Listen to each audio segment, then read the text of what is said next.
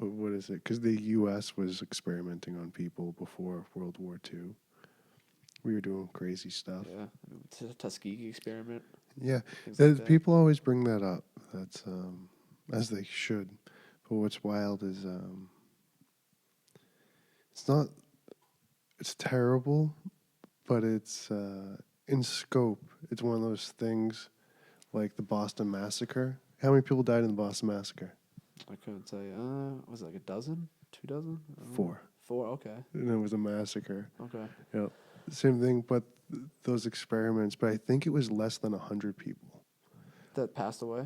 that were infected with syphilis. Oh, it was thousands. Was it? Yeah, they gave it to thousands of individuals. They probably was it. Yeah, I'm not sure how many died, but thousands were injected with the virus or got it transmitted through people who had it. Let's see. Yeah, pull up the exact number because I could be wrong as well. But from what I remember is they were just giving out physicals to the people in Tuskegee, Alabama, and just saying they were giving them health vaccines and stuff, and they were dosing them with a live syphilis. And from my knowledge, it was upward of 1,000 people, and then it was transmitted to other people through intercourse and things like that after the fact. Yeah. By then, 28 patients had died directly from syphilis, 100 from complications of syphilis, 40 of the patients' wives were infected with syphilis, and 19 children were born with syphilis. Does it say how many were dosed, though? Let's see. 400. Okay. See? I mean, I'm not putting it down. I'm just saying. No, yeah. I'll always admit when I'm wrong. Yeah. That's interesting. All right. I wonder why I had the. I'm notion not of 1,000. justifying it. That's why I'm saying Yeah. like in the scope of human experiments as compared to what the Nazis were doing, because I'm pretty sure the U.S. was doing crazy stuff that kind of managed to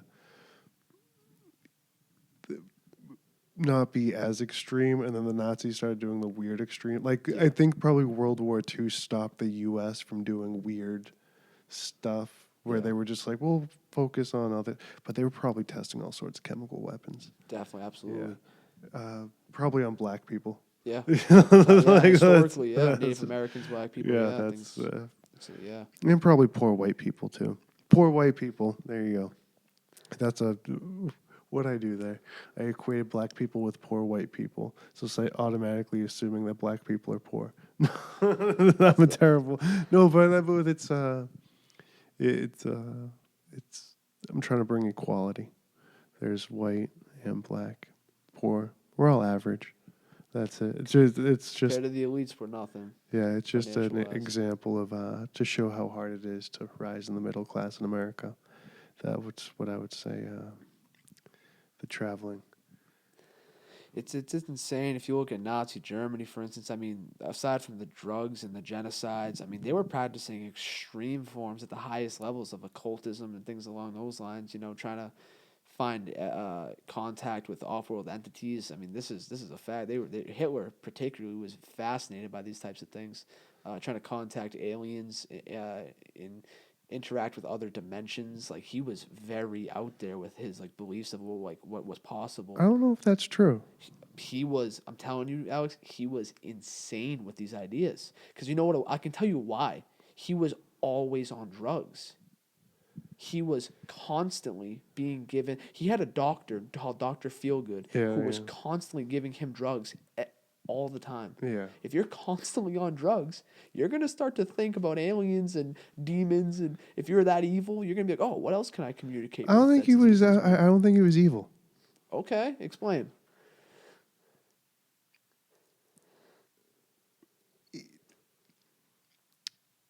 Germany was at the lowest point it could be. Okay. People were starving. They were bombed. They lost a war. There was no money. And then there needed to be order. So a strong man came in and brought order. He brought his country to an industrialized nation, one of the largest in the world. But what happened with that was they pushed back on the ideas of nationalism, and they connected it to medieval pride. and they connected it to Roman pride.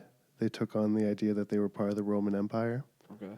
which is why they have all those Roman eagles and things and the banners that they have. So they connected that to the past to have a strong connection to the past. But there's nothing out of the ordinary in what they did, even so much as to say the anti Semitism, which existed throughout Europe in the year 1200 to 1300. And during the Renaissance, there was anti Semitism. So it wasn't the Nazi party, it was human beings being discriminatory against Jewish populations that migrated, other populations that migrated, the gypsy cultures throughout Europe. There was nothing that he did that was clinically insane, except, I mean, once they got into the magnitude of numbers, but let's say 6 million people, Jewish people, died. Poland had almost equal numbers of deaths.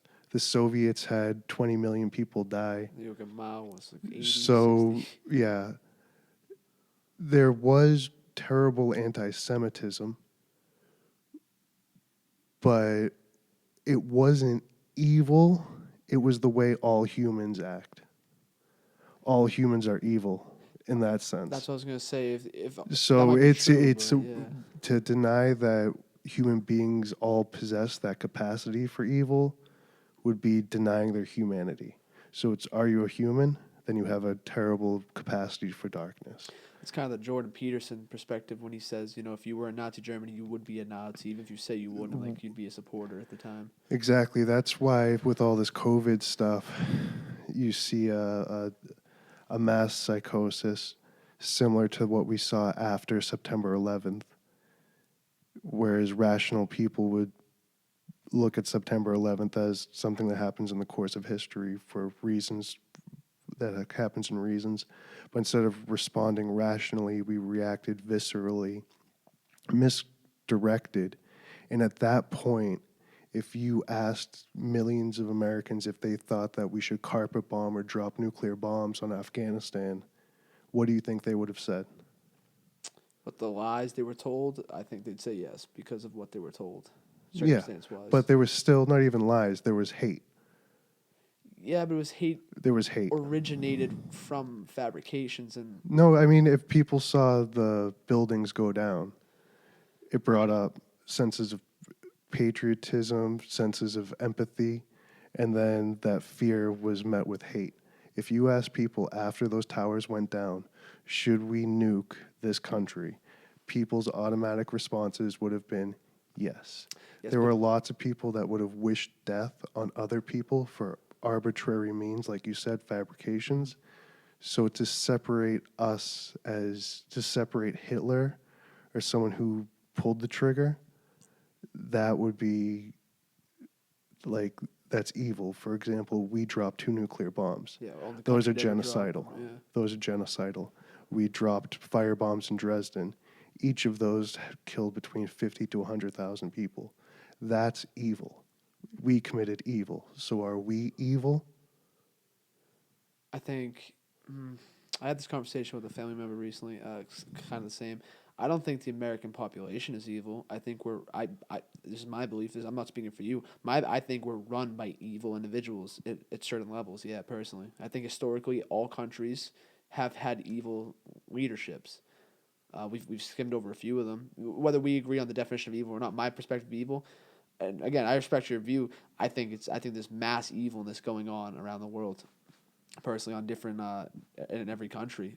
I think the people, MK Ultra, for instance, I think those people, the CIA director at the time, the president at the time, the DOD officials in charge, I think those people were inherently evil individuals for doing what they did and allowing it to happen.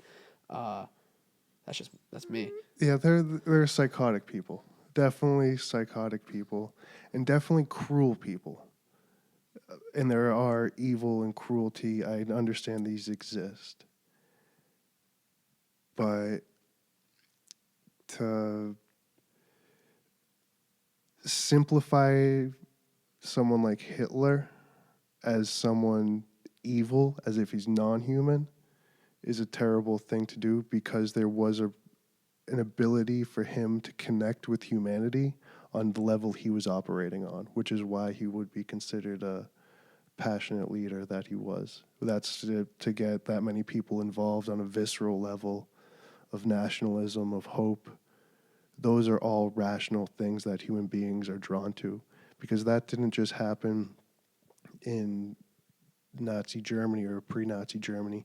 It was also happening in fascist Spain, similar ideas of nationalism. It was also happening in Italy, Yes. concepts of nationalism. And Hitler was motivated by, what's his name? Mussolini. Mussolini. That was it. And these people weren't evil. They were manipulative, cruel, ambitious, maniacal. But those are all human traits. Those capacities are on in all human beings, and people always try to make those two seem as if, or even Stalin. Stalin's a little bit different, but as if those people are evil or they're crazy. They were very refined in what they were doing, in knowing that they wanted to be theater actors. Each one of them wasn't just some random guy, whatever. They had lots and lots of ambitions to be theatrical and artistic and public speakers at the time, like those beer halls speaking, that they actually had to be that good to take control of and connect with 100 minds in a room at a time. So something they said had to connect with the other 100 people in the room, which means if it connected, that means that there was truth to it.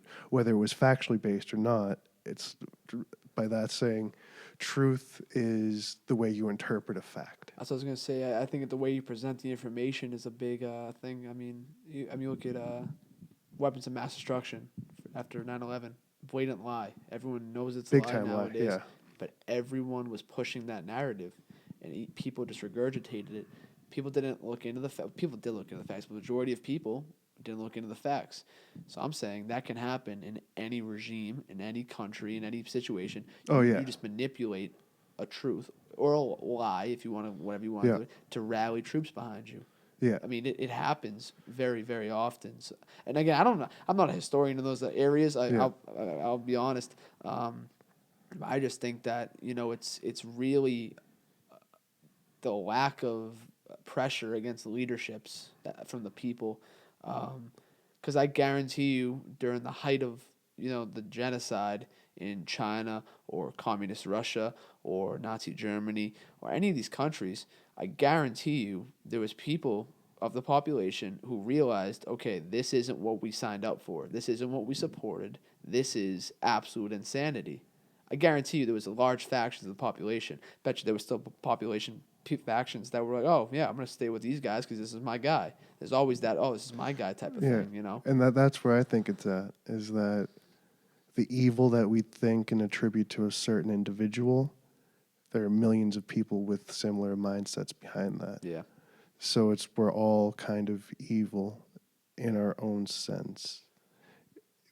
But there is the quality of good, but just as easily, we have what's called techniques of neutralization, and there's psychological rationalization that we add into our brain to justify cruelty that we commit to others, or crimes or harm that you commit to others. Like one of them is denial of the victim, of saying, if you steal a chocolate bar from Walmart, a multi-billion-dollar industry, and you steal a chocolate bar, you rationalize the harm that you caused by saying, well, there's no victim. You're neutralizing your criminality of stealing it by saying, well, there's no victim. I just stole it from Walmart. No one's going to know. They lose 1,000 chocolate bars a year. We do that in all sorts of ways. Another one would be known as an appeal to higher authority, whereas, why did you punch that cop in the face? Well, he was on top of my brother. So then your higher authority, fuck the law, your authority goes to your blood. Yes. So it's an appeal to a higher authority. We do that with our senses of nationalism, where we justify cruelty we do by appealing to a higher authority. Like, why did we drop nuclear bombs? Well, because we needed to save the U.S. That's not true. Yeah, I agree. Yes. So we neutralize the harm we did and play a mental game by dehumanizing people who did it. Say, or you justify the harm of saying, well, they started Pearl Harbor and they were no, but you still killed 100,000. You're using techniques of neutralization to try to clear up what is objectively murder. Yeah, that's you highlighted a very important point there. We always make sure the enemy is I'm not victimized, portrayed in the way that they're the worst thing to ever exist and never will exist. You know what I mean? Yeah. No matter what country you are, your enemy is always portrayed as the epitome of evil, the epitome of danger. Yeah. It's like It's wrongly, we dehumanize people. yes, And that's what happens right now, we're seeing in our two parties.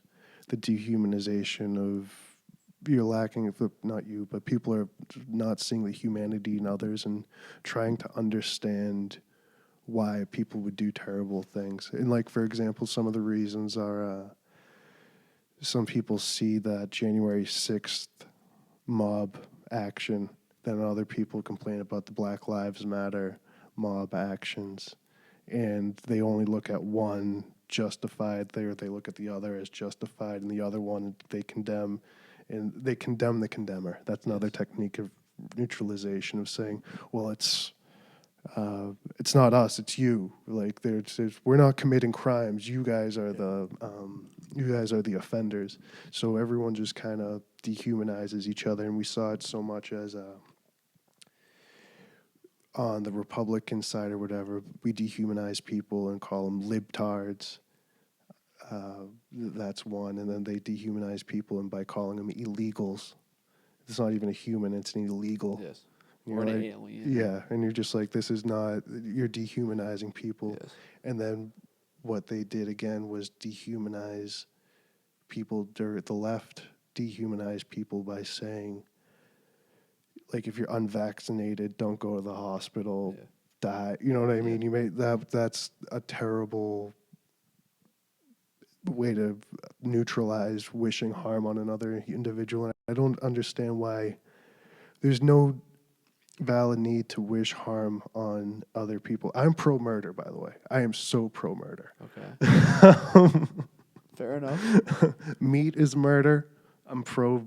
Okay. Yep. Yeah, Abortion is murder. I'm pro abortion. Pedophiles don't serve a use. You can kill them. I am pro murder. I'm pro death penalty in the pedophile aspect as well. And I actually did the math on this of being pro murder because it serves human beings have always killed each other for biological purposes, evolutionary purposes, tribalism. So murder or death causing, we'll call it, has always been a part of humanity. But I did it, and the same thing we said as evil. I ran the math, and you'd say, I would never kill 500,000 people. I would never kill 1 million people, right? But what if I told you there was a button you could press that could kill all the pedophiles at once? Out of 8 billion people on Earth, let's say 0.5% of them were pedophiles. You'd be killing about 1 million people at a press of a button. You asking me if I would do it? I'm just throwing it out. Oh yeah, okay. But yeah, would you? I don't know. I'm not the person to make that decision. See. So are you evil or not? You could kill 1 million people at a push, but it's justified murder. That's the thing. It's So justified in a way. I just know I personally, Yeah. no matter how heinous your crime is, I couldn't. If I killed one person, I physically couldn't live with my mind. Like my mind would just, I'd lose it. Yeah. So if anything more than one person, I can't even imagine personally. No matter how heinous you are, man. You know. Yeah, it's a very well. That's why I am pro murder and the efficiency of an execution. Yeah. I'm just like, if this person killed 4 people and molested or raped someone, you're like, fucking out of the gene pool. You didn't make it. You know what I mean? So it's out of that, I understand the rational the rationality of getting rid of people. Yeah. So I'm saying that at what point do we start drawing the line? Right? Because there are people who want to execute people. We can execute the mentally ill, the mentally deranged, all sorts. So we just have a shifting line, and it's arbitrary on what you want to justify. And that's part of the underlying argument of why I'm saying Hitler wasn't evil. He was a rational person dealing at an industrial scale scope. It just so happened to be that it was at a time of economic depression, and when depressions occur, hate goes up Yeah. towards outsiders specifically. And then at the same time, it was at a scale of industrialization where they could execute mass murders like none before. But even Genghis Khan and all that, mass murders all the time. Yeah. Any type of Mehmet, any type of Mehmet the Conqueror. He was someone who conquered Constantinople. Anytime there were armies, there were mass executions of tens of thousands of people.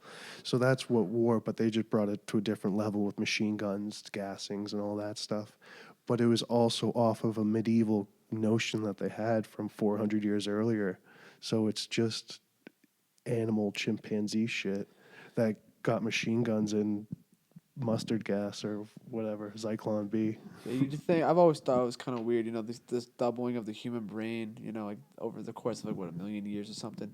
After all that time, man, we still didn't manage to find a way to just live goddamn peacefully. No matter how big our brain seems to get, we just want to keep killing each other and have animalistic instincts. It's Yeah, we're biological beings. yeah, That's we're just animals, yeah, mostly murder. Yeah, people live very comfortably. Not, but as terrible as we are as individuals, we're also good as individuals. I agree. That's so. If you can look at someone to be part of the us, the we, the people, the less inclined you are to commit harm to them. So, the same way that our parties dehumanize people, having a wider definition of us, we, the people, makes it much harder to cause harm to someone. So that I think what we have to do as a society, as a humanity on Earth, is expand the we, the us, to not any faction or group or political party, but to all humans on Earth. And I think any definition of that is an arbitrary classification that they're just trying to dehumanize someone at that point, because we're all humans. So everyone deserves equal rights, equal share, equal opportunity, equal love. And because everyone has the capacity for evil, but everyone has the capacity for good. Right? Well said. Like that's the way we just need to look at it. So the bigger us we have. So fuck parties. I'm not here to pick a side. Yeah. That's not what we're here for. I've personally